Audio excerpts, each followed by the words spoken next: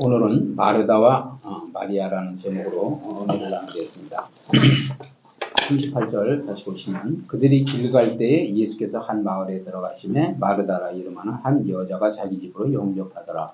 영접은 이제 모셔드리는 걸 영접이라고 그랬잖아요. 우리는 예수님을 우리의 마음의 주인으로, 그 삶의 주인으로 이제 영접하는 거예요. 그래서 영접하는 자, 그 이름을 믿는 자들에게는 하나님의 자녀가 되는 권세를 주신다, 이렇게 말씀하셨잖아요. 한 마을은 베단이라는 마을인데, 이 마을은 예루살렘 동쪽에 있는 감람산 동쪽 기슭에 위치한 마을로 예루살렘에서 3km 정도 떨어져 있다고 그래요. 3km면 10리도 안 되는 거죠. 4km가 10리가.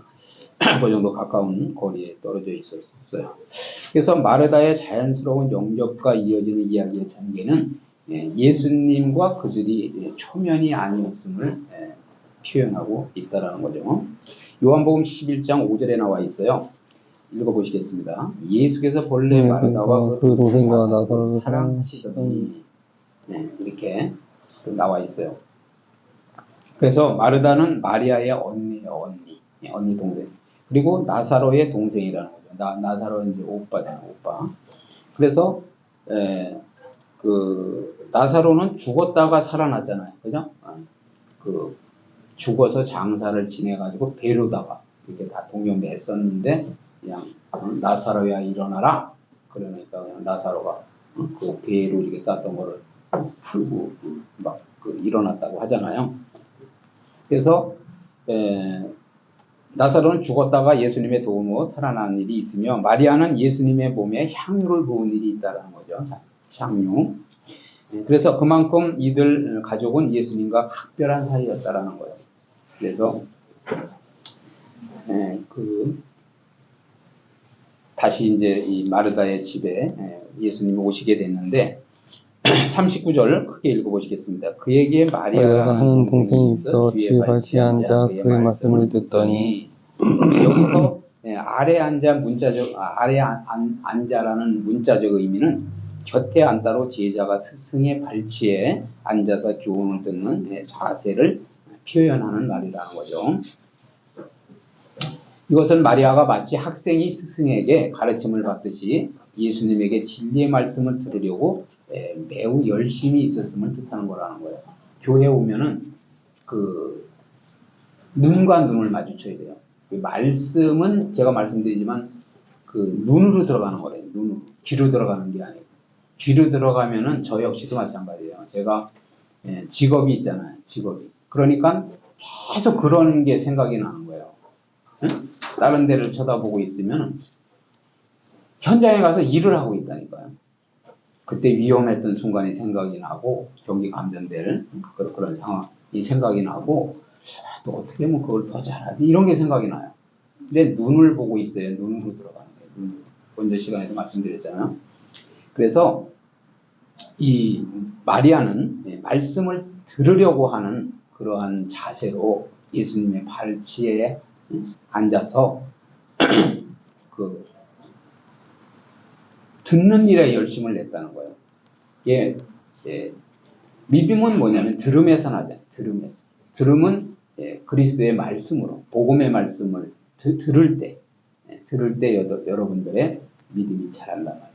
그리고 말씀을 전할 때 아멘 한 것은 진정으로 그렇게 되기를 원합니다. 옳습니다. 그런 뜻이거든요. 그러니까 여러분들이 아멘을 해야 내게 되는 거예요. 내게. 좀 전에도 제가 말씀드렸지만 가장 제가 어려움을 당할 때 말씀이 들리더라는 거예요. 가장 어려움을 당할 때 말씀이 들린다. 왜? 저 말씀을 들음으로써 나의 삶에 뭐냐면 세빗장, 가난의 저주로 가로막고 있는 이 세빗장이 꺾어지는 거예요. 꺾어져야 돼요. 그게 가로막고 있는 거라니까. 가난의 저주를 끌고 가는 거예요. 세빗장으로 이렇게 막아놨어. 내가 축복의 문을 막아놨단 말이에요. 그래서 말씀을 들을 때 뭐냐면, 그래서 사단이 가장 하는 게 뭐냐면 말씀을 못 듣게 하는 거예요. 듣지를 못하게 하고 그 다음에는 깨닫지를 못하게 하는 거예요. 들어도. 그래서 빼앗기게 만드는 거예요. 말씀만 들으면 능력이 생기는 거예요. 믿음이 생기고 능력이 생겨요. 그럼 그 능력으로 마귀가 박살이 나는 거예요. 내 인생에서 마귀가 쫓겨가는 거라니까. 이기는 거예요. 그래서 가장 뭐냐면은 그 믿음 생활을 오래 해도 30년, 50년을 해도 말씀 듣는 것을 들을지 모르면 그 실패한 믿음 생활을 하는 거예요. 조금 이따 말씀드리겠지만 문제를 일으키는 생산 공장이 된다니까. 문제를 일으키는 공장이요. 내가 어디를 가든지. 그걸 생산 공장이라고 해야 되나. 공장에서 뭐를 만드느냐. 어떤 제품을 만드느냐는 거예요. 문제를 만들어요? 아니면 해답을 만들어요? 어떤 열매를 만들어? 결실을 만드느냐 이런 거예요. 신앙생활을 여러분이 하면서 아름다운 예수, 먼저도 말씀드렸잖아요. 전도해 오는 것. 내가 먼저 구원을 받고 나 같은 사람을 구원받도록 나같이 구원받도록 하는 것이 열매.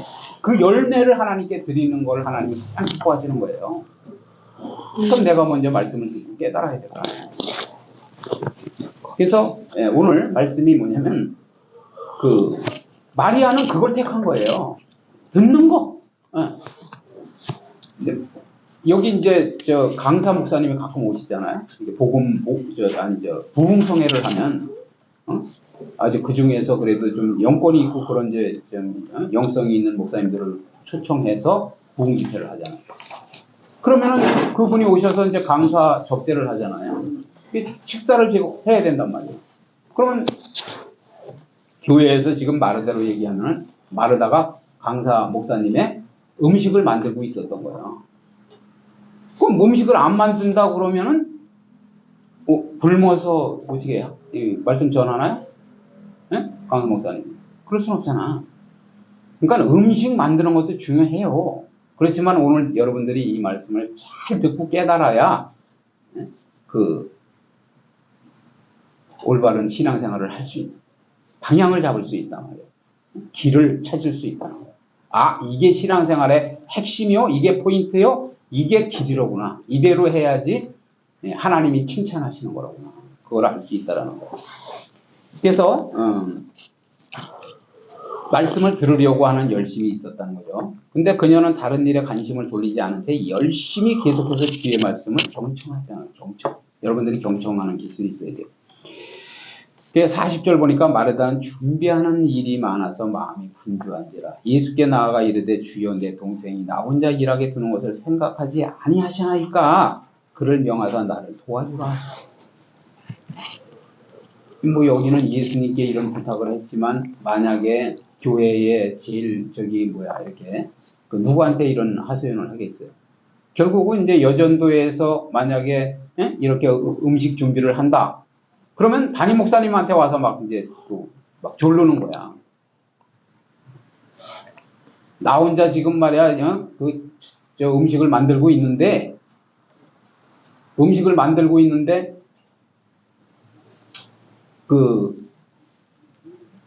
다른 사람들이 하나도 안 도와준다고.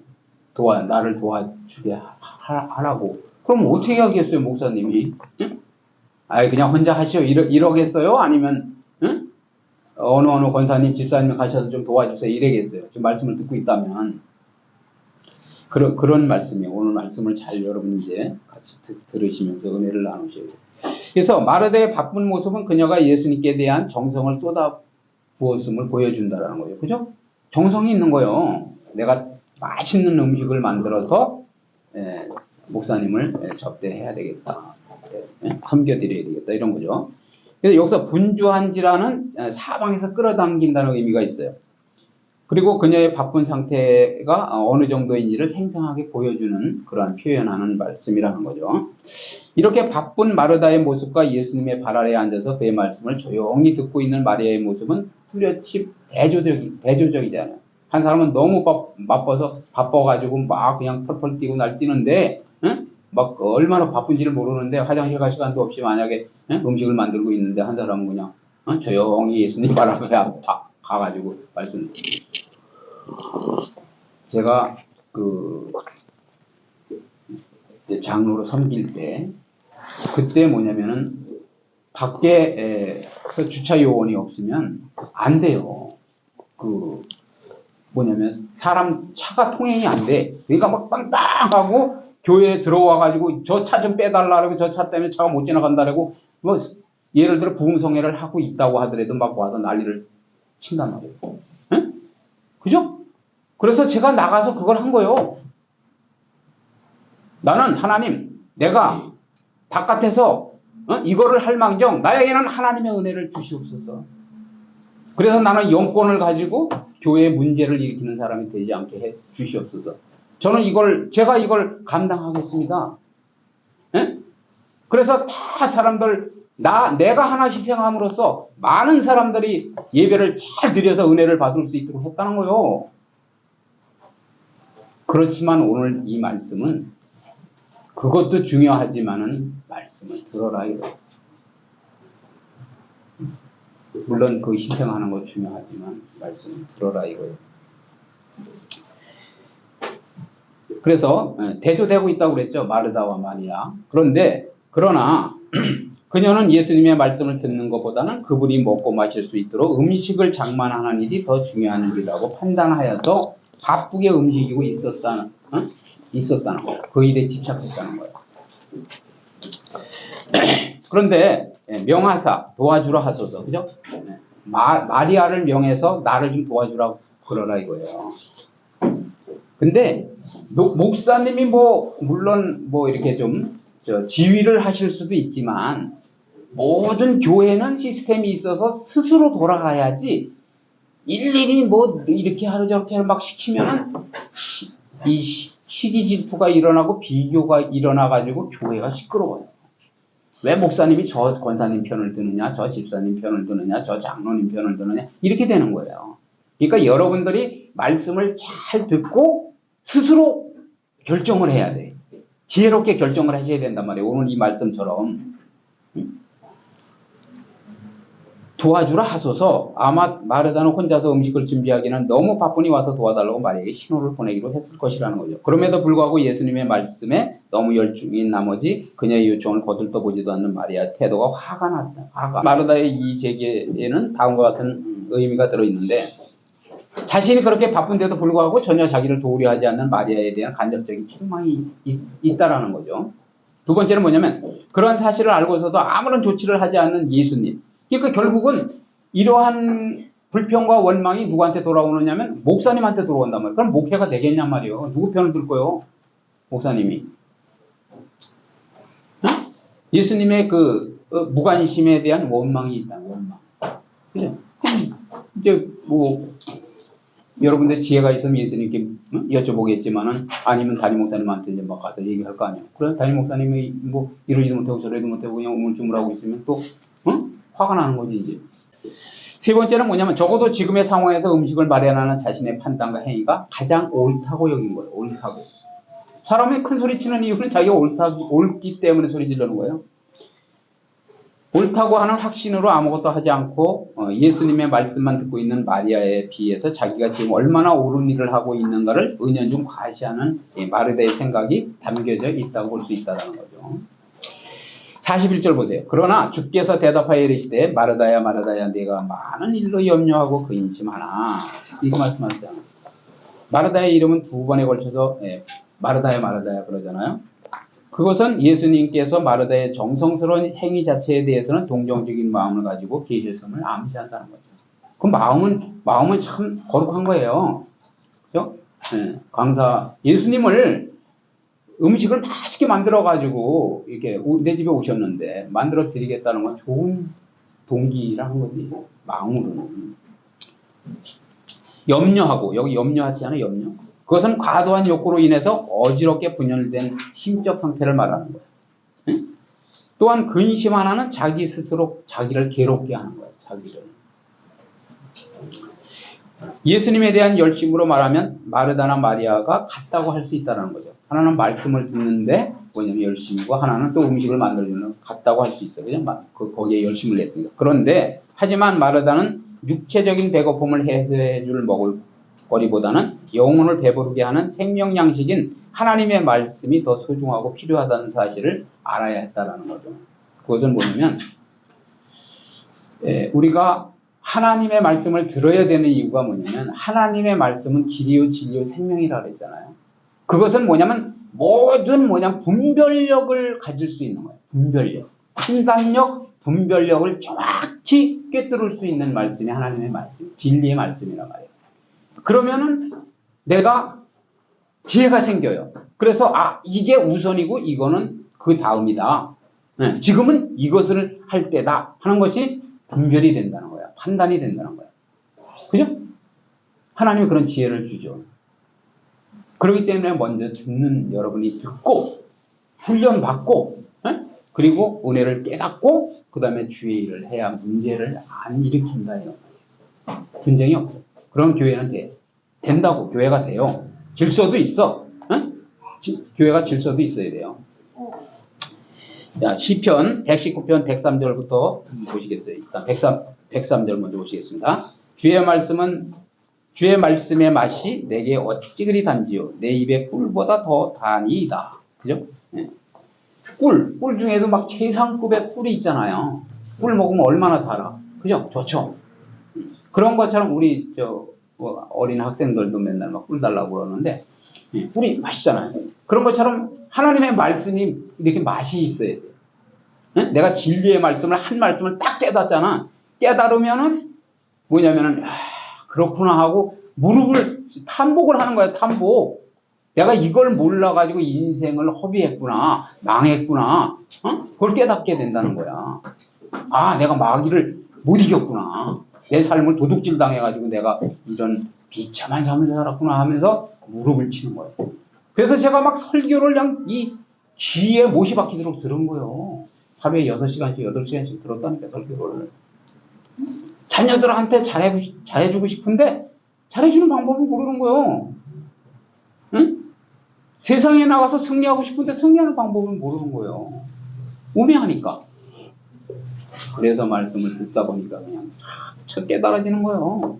그리고 너무 기쁜 거야. 이 속으로 차는 거지. 차는 거예요. 여기 생명의 양식이 꽉꽉 차는 거예요. 여기까지. 이 발목. 에스겔서에 보면 나오잖아요. 발목 신앙이 있고 무릎 신앙이 있고 그 다음에 허리 신앙이 있어. 네? 여기까지 차야 돼. 여기까지 이렇게 꽉 차야 된다는 말씀이. 그럼 이제 헤엄을 치는 거예요. 헤엄. 말씀이 여기까지 차면 이제 우리가 헤엄치는 신앙을 하는 거예요. 그럼 무릎까지 차면 어떻게 되냐? 맨날 걸려 넘어져.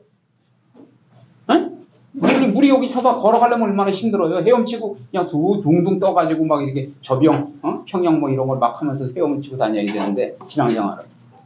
그래야 되는데 맨날 무릎에 차가지고 발목에 찼어 이게. 그래가지고 그냥 첨벙첨벙 하면서 이거 걸어다니는 거 얼마나 힘들어요. 신앙생활이. 그런 원리예요. 그래서 최상급의 뭐냐면 생명 양식이 됨을 표현하고 있다는 거예요. 하나님의 말씀은. 그렇게 꿀처럼 달아야 돼요. 여러분. 오늘도 말씀을 듣고 나서 예배를 드리고 나서 그렇구나. 그리고 사람의 뭐냐면 나의 삶의 방향을 유턴하는 거예요. 유턴. 반환점 되돌이켜야 된다는 나의 삶을. 104절 보세요. 주의 법도들로 말미암아 내가 명철하게 되었으므로 모든 거짓 행위를 미워하나이다. 그죠? 삶의 올바른 법도와 분별력, 좀 전에 판단력과 분별력을 말씀드렸잖아요. 네. 그것이 생긴다 이런 말씀이에요. 하나님의 말씀을 우리가 통해서. 그래서 그런 분별력과 판단력을 얻을 수 있는데 하나님을 경외하는 것은 모든 악을 미워하는 거야. 하나님의 미워하는 홀기는 눈, 거짓말하는 입술 다 이런 거 싫어하신다고 그러잖아. 그게 악한 거예요. 남을 막 험담하는 거 이런 거. 그래서 모든 악을 미워하는 것이라. 105절 보세요. 주의 말씀은 내 발의 등이요 내 길의 빛이니이다. 하나님의 말씀은 우리의 어두운 인생길을 밝혀주는 등과 같은 인도자의 역할을 하는 거예요. 깜깜하고 어두워 죽겠는데 예를 들어서 이렇게 불이 없어, 불빛이 없어. 후라시가 왜 좋은 거예요? 깜깜할 때. 그러면 그냥 바로 밑에 낭떠러지기가 있는데도 모르고 그냥 곤두박질 쳐서 떨어져 죽는 거예요. 그렇잖아요. 인생길 가는데. 여러분들 신앙생활이 그렇다니까요. 근데 하나님의 말씀이 나의 인도자가 되셔야 돼. 인도자. 등이 되고 빛이 돼야 된단 말이에요. 그러면은 내가 실패할 수가 없죠. 할 수 없는 거예요. 그건 아주. 못 배워도 세상 공부를 못해도 세상의 학박사보다 낫다니까. 하나님의 말씀을 알면, 온전히 알면 오히려 선생 노릇을 할 수 있어요. 그런 분들을 가르칠 수 있단 말이에요. 인생은 이렇게 사는 것이 승리하는 길이요, 복된 길이요, 가치 있는 길이요. 그걸 얘기할 수 있는 거예요.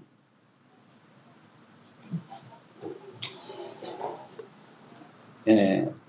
42절 보세요. 몇 가지만 하든지 혹은 한 가지만이라도 족하니라. 마리아는 이 좋은 편을 택하였으니 빼앗기지 아니하리라. 여러분들이 예? 좋은 편을 택했다잖아요. 좋은 편. 좋은 편이 뭐예요? 음식을 만들어서 드리는 편보다 하나님의 이 생명의 진리의 말씀을 내가 듣는 편을 택한다 이거야. 나는 그러니까 이 자리가 여러분들이 왜 예배를 못 드리냐? 꼬박꼬박 못 드리냐? 먹고 살아야 되고, 에? 돈도 벌어야 되고, 아프니까 병원 가려면 돈이 필요하고, 그죠? 그러니까 항상 예배는 2순위로 가는 거야, 2순위. 마리아로 하여금 자기를 돕도록 명하여 달라는 마르다의 요청은 거부돼서 거부. 에? 오히려 마르다가 마리아의 태도를 따라야 한다는 의미로 대답해 주었다라는 거죠. 아니요. 마리아가 잘하는 거다. 너도 돈 받아라. 그런 얘기예요. 예수님은 생명의 양식을 주러 오신 분이야. 근데 물론 우리가 사람이 떡으로만 살 것이지. 그러니까 말씀으로도 살아야 되지만은 떡도 있어야 된다고 그러잖아. 그죠? 여러분들이 어떻게 계속 하루 이틀 그냥 계속 굶어가지고 여기서 예배만 드린다고 살겠어요? 그렇잖아요. 아침밥도 먹어야 돼, 점심도 먹어야 돼, 육의 양식도 먹어야 된다는 거예요. 쉽게 얘기하면. 영의 양식이 중요하고 영의 양식을 온전히 먹음으로써 내가 참된 삶을 살아갈 수 있지만 육의 양식도 먹어야 돼. 그렇지만은 무엇이 중요하냐 이거예요. 무엇이 중요하냐. 예수님은 영의 양식을 주러 오신 분이고 그죠? 말씀을 그러니까 마르다가 그 길을 택한 거죠. 그래야 영성이 생겨요. 영력, 지적, 체력, 경제력 다 생기는 거예요. 그래서 한편 이 이야기는 여인들의 위치가 가사 일에만 국한되지 않고 여자들도 복음 사역에 적극적으로 참여할 수 있음을 보여준다는 관점에서 이해될 수 있다는 거죠. 그러니까 여자는 그냥 집에서 밥이나 하는 그런 역할이 아니라 여성분들도 나가서 전도하고 생명의 양식을 공급해주고 전도해야 된다는 거예요. 그런 의미도 있다는 거죠.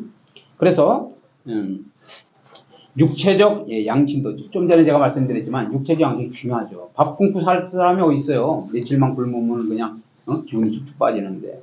그렇지만 육체적 양식도 중요하지만 순서를 바르게 알아야 함을 말씀하고 있다는 거죠. 접대에 대한 것은 미리미리 해야 돼. 미리미리. 만약에 부흥회를 한다. 그럼 미리미리 좀 준비를 하면 되잖아요. 예수님께 집중하고 말씀 듣는 일이 가장 중요하며 그 기회를 절대로 빼앗기지 말라는 교훈을 가르쳐주고 있다는 거죠. 그리고 그리스도인은 또 육적인 일보다는 영적인 일에 우선권을 두어야 한다는 교훈을 얻게 된다는 거예요. 결론을 말씀드리면 다른 일에 관심을 돌리지 않은 채 초집중해서 그죠? 말씀 듣는 일에 초집중해야 돼요. 집중해서 열심히 계속해서 주의 말씀을 경청해야 한다는 거예요.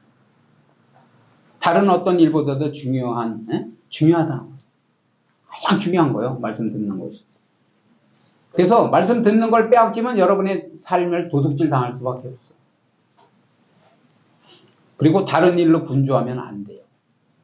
교회에서는 말씀 듣는 일에 그 일에 집중해야 돼. 다른 일이 더 분주해서 삶이 분주한 사람들은 그러잖아요. 왜? 한 군데 가가지고 예를 들어서 10만 원을 벌고 100만 원을 벌고 1000만 원을 버는 사람은 직장 생활을 온전히 하는 사람은 알바 이것저것 안 해도 되잖아요. 그렇죠? 그런 원리예요. 그런 원리. 그 알바를 여러 개 하려면 얼마나 분주하겠어요? 하나님의 말씀을 올바로 듣지 않고 깨닫지 못하면 문제를 일으키는 일꾼이 되는 거예요. 일꾼. 교회는 참다운 일꾼, 그죠? 친실한 일꾼, 그 다음에 선한 청지기가 많아야지 그 문제를 일으키는 일꾼이 많으면 안 돼요. 그 다음에 그런 또 교인이 되면 안 된다는 거죠. 그 다음에 그런 성도가 되면 안 된다는 거죠. 그리고 뭐냐면 말씀을 온전히 듣고 깨닫지 못하면은 근심하게 돼. 근심. 이거 마르다도 근심했다고 그러잖아요.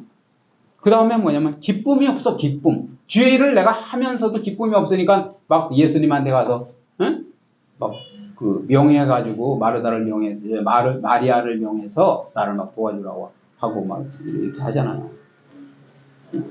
그래서 여러분들이 나의 의 말고 내가 하나님 앞에 하는 것이 나의 의예요. 내가 하는 모든 일은 다 나의 의란 말이야. 예수님의 의는 뭐냐면 예수님이 우리를 위해서 십자가에 죽어주시고 우리를 위해서 그 대속의 은혜를 베푸신 게 예수님 하나님의 의야. 그 일을 내가 덧입고 그 은혜를 가지고 봉사를 하고 헌신을 하고 해야지 기쁨과 평안이 생기는 거예요.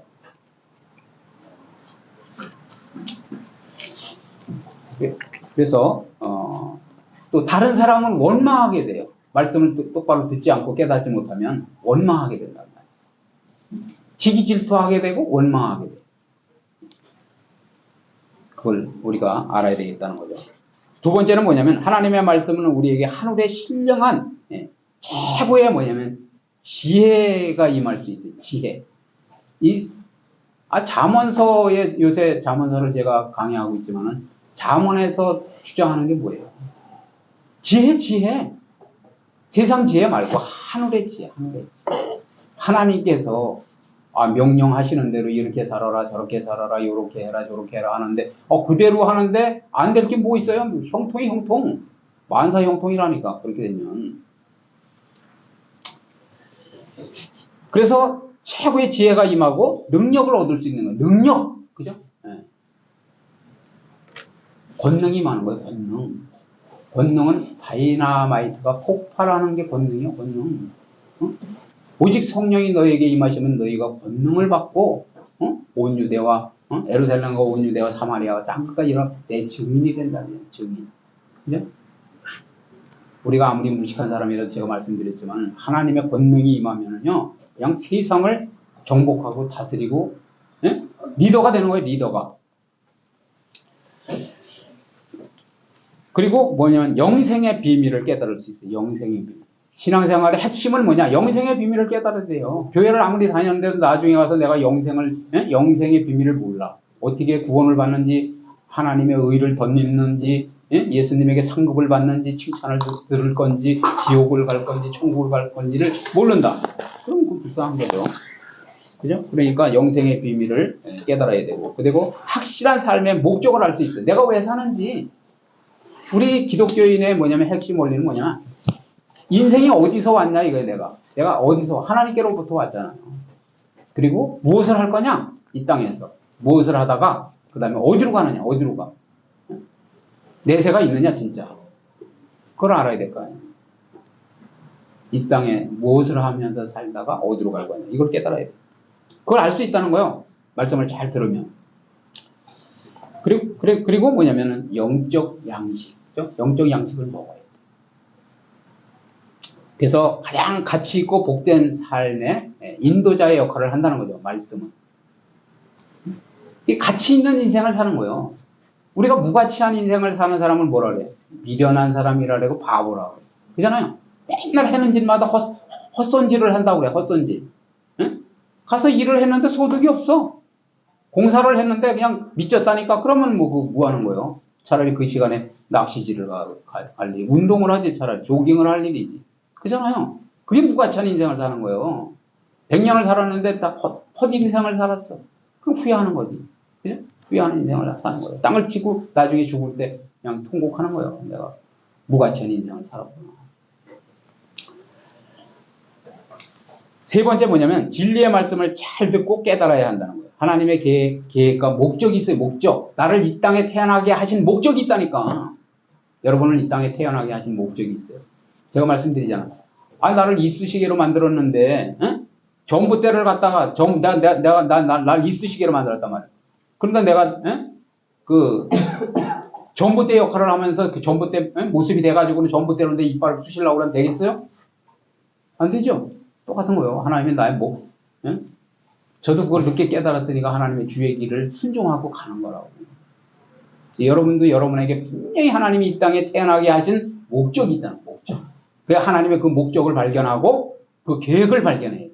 그러면 하나님이 살으라는 대로 살면은 그때부터 시온의 대로가 열리는 거예요. 사람들이 여러분들을 존귀하게 여기고 귀중하게 여기고 그리고 높여준다. 사슴이 그냥 뛰놀듯이 높여준다. 그래서 목적을 바로 알아야 우리가 올바른 헌신을 할 수 있다는 거죠. 교회에서 헌신하는 모든 게 헌신이잖아요. 그죠? 대표기도 뭐 어쨌든 뭐 헌금 이원으로 뭐 봉사하고 뭐 청소하고 그죠? 다 헌신해요. 차량 운행을 한다든지 올바른 헌신할 수 있어요. 그게 섬김이죠. 섬김. 그 다음에 봉사하고 사역을 할 수 있단 말이에요. 주일학교 교사를 하든지 중고등부 교사를 하든지 또 남을 가르치는 성경 교사가 되든지 그죠? 장로가 되든지 뭐 권사님이 되든지 어쨌든. 그리고 중요한 거는 뭐냐면 아까 말씀드렸죠. 하나님의 말씀에 뭐냐면 운동력이 있고 하나님의 말씀은 뭐냐면은 그 모든 보화가 그 안에 숨겨져 있는 거예요. 그렇기 때문에 이제 시간적 여유가 생겨. 시간적 여유가 생기기 때문에 예수님이 그렇게 내 집에 오신다고 할 때 뭐냐면은 미리 음식을 준비해 놓을 수 있는 여유가 생기는 거예요. 여유가. 그리고 물질에 또 풍족함이 있어요. 풍족함. 여러분들 다 부자 되셔야 돼요. 하나님의 말씀대로 잘 말씀을 듣고 깨달으셔서 그 하나님이 원하는 부자가 돼야 돼요. 그럴 때 아멘을 해야 진짜 부자가 되는 거예요. 아멘. 그리고 그 사역의 방법을 알게 되는 거예요. 사역의 방법. 아, 교회 신앙생활은 이렇게 하는 거예요. 사역은 이렇게 하는 거예요. 그리고 좀 전에 제가 말씀드렸지만 나의 의가 아닌 하나님이 주시는 의로 살아야 돼요.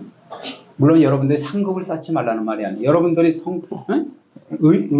의를 드리는 것은 여러분의 그 섬김과 노력과 이런 것을 드리는 것은 하나님이 행한 대로 갚아주신다 그랬잖아요. 그렇지만 중요한 것은 하나님의 의를 덧입고 하나님의 은혜를 먼저 깨닫고 그리고 그 은혜에 감격해서 내가 헌신을 하고 봉사를 하고 헌금을 드리고 신앙생활을 하면 기쁨과 평안이 오고 점점 뭐냐면은 더 잘 되는 역사가 있는 거예요. 그래서 정말 세상을 살리고 또 이웃을 살리고 하나님께 칭찬드리는 저와 여러분이 되시기를 주님의 이름으로 축원을 드립니다.